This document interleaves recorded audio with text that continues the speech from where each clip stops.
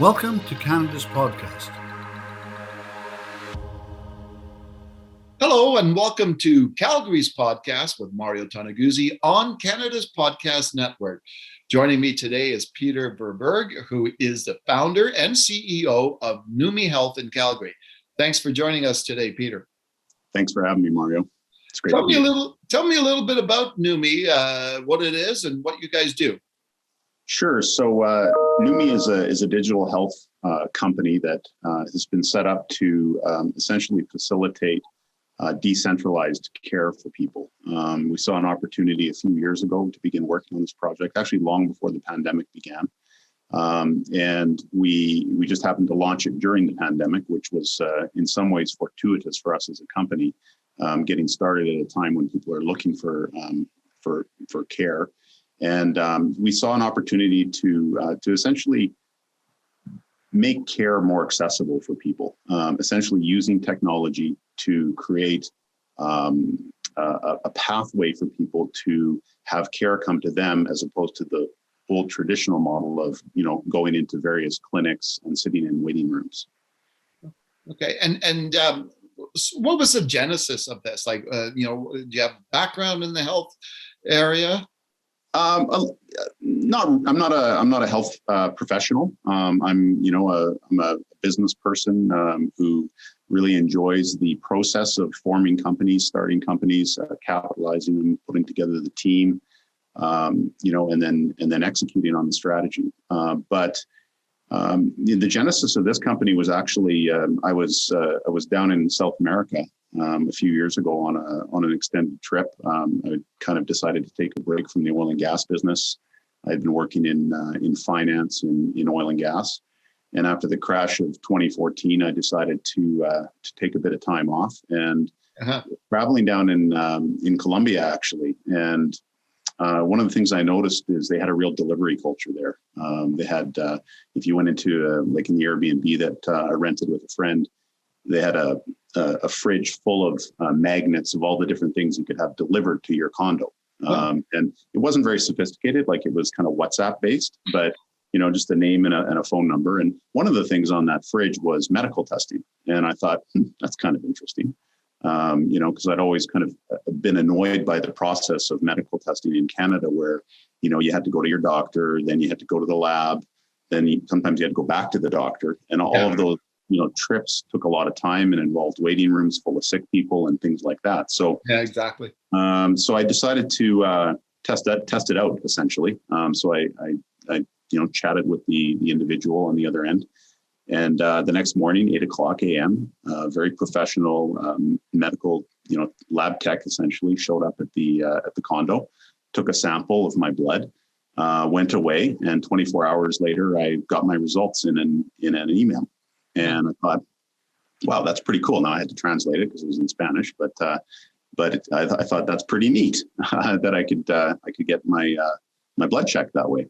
So I kind of mulled it over some more, came back to Canada, started doing a bunch of research to see if actually this, how this would work in Canada, if it would be possible, looking at all the regulatory issues, started striking up conversations with various, with different diagnostics companies like Alberta Precision Labs, which is owned by AHS, Dynalife, Life Labs, and really kind of just, realized, yes, it could work. And then sort of, we started to kind of test out the market as well and talk to people and see, is this something people would buy in Canada, where people are used to getting their healthcare for free? Yeah. And we realized through that process that, yes, there was a market for it. Yes, people would pay for more convenient care. And so we set out to start building the platform and basically designing it from the ground up. It's amazing where ideas come from, eh? Totally. And it's interesting because in Latin America, there's actually a company called Rappy. So after that trip, I came back and I ended up getting I came up with 3 company ideas on that trip, and wow. And ended up kind of working on all 3 simultaneously. One got off the ground. It was sort of in partnership with a group of other people that already had come at the same problem from a different direction. So I sort of helped them mold and shape the strategy for that company, raise the capital, and get it launched. Then there was a second one that I wanted to do in Colombia itself, because I sort of fell in love with the country and the people while I was there. Oh. And so I went and actually was spending a lot of time in Colombia over a couple of years. And one of the things I became a great user of was a service called Rappy in Colombia. Rappy is sort of a last mile solution for every kind of service or product that you can imagine. You can use this app to get groceries to your house. You can order cash. You know, you're playing poker with some buddies and you run out of cash. You can use Rappy to order some cash. Of course, they'll charge your credit card and then you'll have to pay interest on that potentially. But anyway, so it's, you know, the booze, you know, clothing, electronics, whatever you wanted. And they have all these people running around. Now down there, that model really works well because it's, you know, the labor rates are quite low, right? So you can get stuff delivered to you and it doesn't cost very much. You know, a lot of the couriers are riding bicycles or motorcycles. So it's a little bit of a different thing here, right? And what we're doing is very different because we're employing, you know, nurses and paramedics who are going around and delivering our services. So that's a bit of a different beast. But, you know, at the core of it is really our platform, which facilitates that transaction between the health professional and the health consumer. And so that's how I characterize us as kind of like a digital marketplace for healthcare. Oh, super. So I'm curious, where does the name come from and what does it signify? Numi, not your last name. Yeah, it's a made up name. I can't recall the exact genesis of it. I think we had another name before, which we ended up abandoning. It was too many syllables.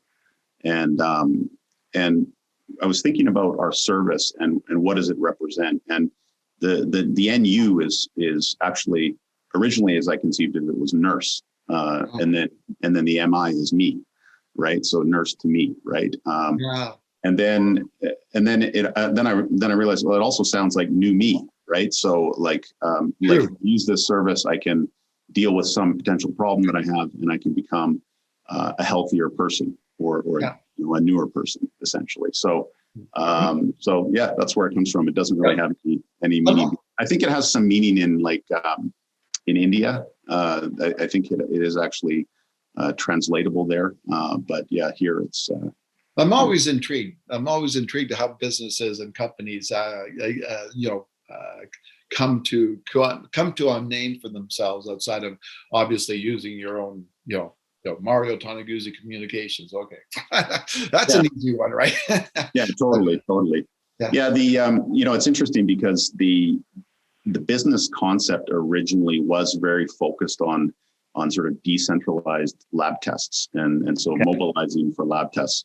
And what we realized in building the platform was that there was a huge opportunity that went well beyond testing. It went to all kinds of decentralized care. And so we actually even shifted a little bit what we were doing because originally we were thinking about, essentially hiring lab techs to be running around. And instead we've gone with higher priced talent to work with us, which are nurses and medics, and we're tending to hire very experienced people that have a lot of a long track record working in the medical system.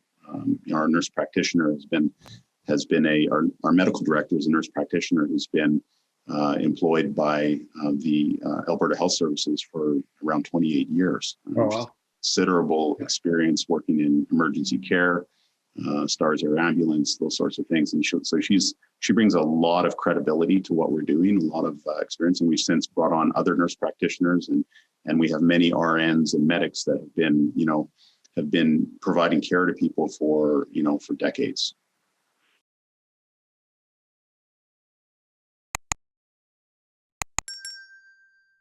What are your thoughts and plans for the future of the company? What's your vision there? Yeah, well, I think it's extending our service offering beyond what we're doing right now. We're, like I said, we launched in 2020. I was actually I was living in Madrid when the pandemic began, working on another project, and And so I spent a lot of time actually, just kind of taking my dog for walks. That was about the only thing you were allowed to do in Madrid during the lockdown. You couldn't even walk your kids, but you could walk your dog. So I was taking my dog for long walks through the streets, and it was a tough time because I was trying to figure out, I was trying to get a different project off the ground, but the pandemic was making that really difficult. And then I had this kind of this project of Numi. It was sort of happening in the background, kind of on a slow cook cycle. And I realized the pandemic is actually that this is the mechanism that's going to create the market for this business, because you're going to have people that are going to need vaccinations. They're going to need regular testing, and they're going to have to pay for it, and they're going to be okay with that because it's a necessity. Not everything can be covered by the public system, and we know that. So I started working on I essentially went back to this and made this the priority, put it on the front burner, and turned up the heat, if you will, and kind of redesigned the platform in a way. I looked at what had been built in the past by the individuals that were involved in kind of the first iteration of our platform, and decided that it should be scrapped and we should start over. So we kind of actually built it extremely fast. We started in, I would say, March, April.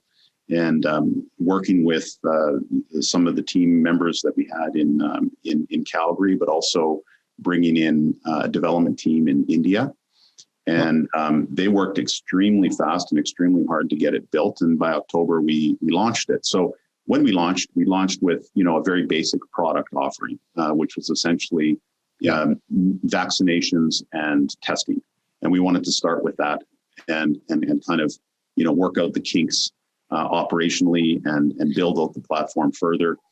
And now we're launching new elements to the platform. One of them is results in your pocket. So essentially, when people get tested by us, they'll be able to view the results right in the app, and have that accessible to them at all times.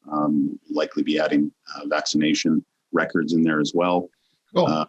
And then beyond that, there's a bunch of different areas that we can take this that sort of combine both virtual care and the last mile solution, because we have these nurses and nurse practitioners on our platform. They can actually provide virtual care to people, and then they can send someone to the person's house actually if they need care in their home, and then if the person needs a prescription, we can provide that digitally, and then we can deliver the prescription as well. These are all elements that we can add to this platform, just build them onto the base that we have created. And so that's where we're going with it. We're building essentially a vertically integrated healthcare solution that people can use to access different types of healthcare. Okay. You mentioned a few times there different entrepreneurial stuff.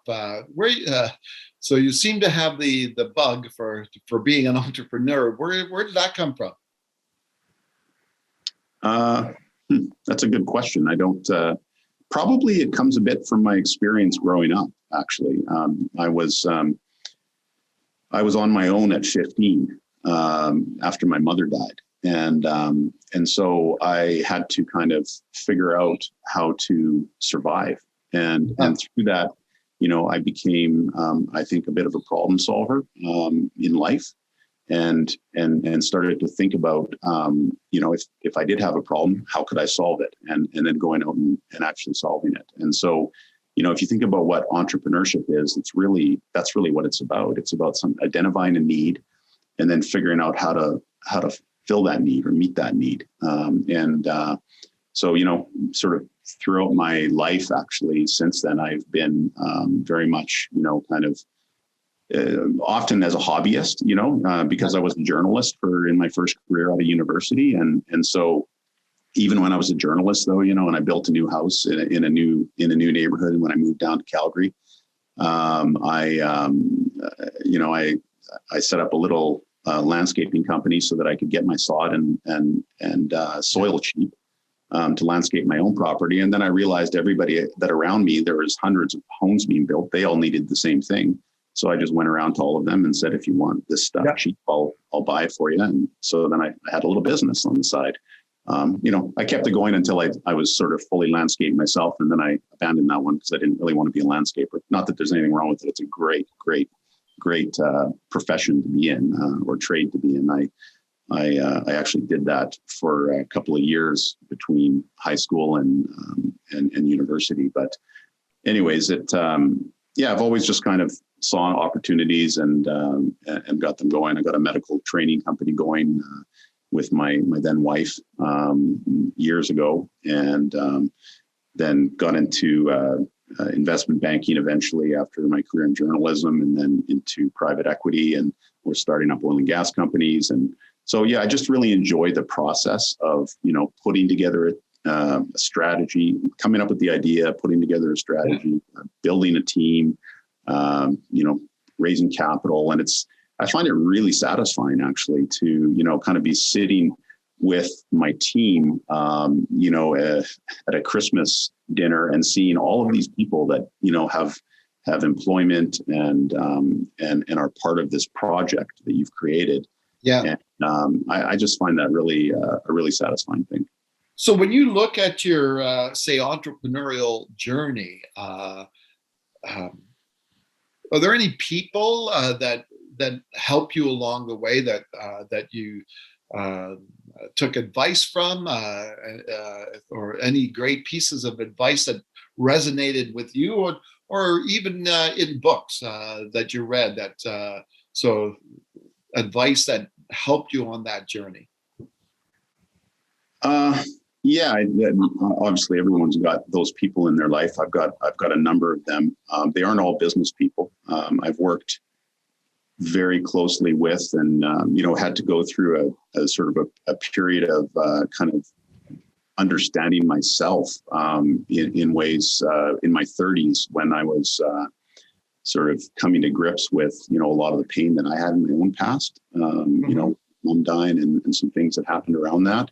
And I met some really amazing individuals at that time that really taught me that it was okay to allow myself to feel, and to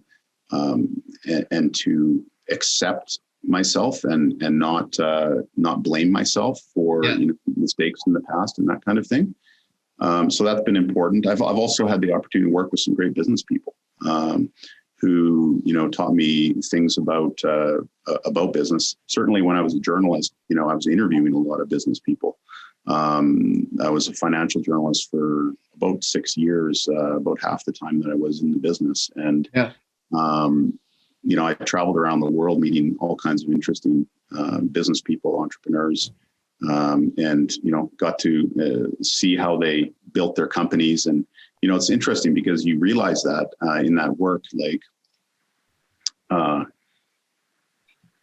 people are successful business people. They seem like gods to us, right? It's like, how did they get there, right? Yeah. How did Jeff Bezos get to be Jeff Bezos? Well, when you actually sit with these people, when you meet them, you realize they're just human beings, right? They're human beings with ideas and the passion to take that idea and turn it into reality. Yeah. And they tend to have a sort of a never give up kind of attitude, right? Like they have this drive. They just want to get this thing done. So I think that all of those experiences contributed to my, contributed to how I essentially operate as a business person. I made a lot of mistakes along the way. I've had a lot of failures too. A lot of this entrepreneurial journey is very, very much about timing and luck. People don't talk about that, but that's a big factor, right? And my timing has been good at times, and at other times it's not been great. I got caught in the 2014 crash, like a lot of people. Yeah. And in the energy crash, and saw a lot of value that I had created with my partners just kind of evaporate overnight.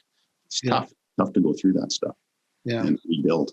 So Peter, what do you do outside of work and your career? Do you have any hobbies or interests that kind of take you away from the business, so to speak?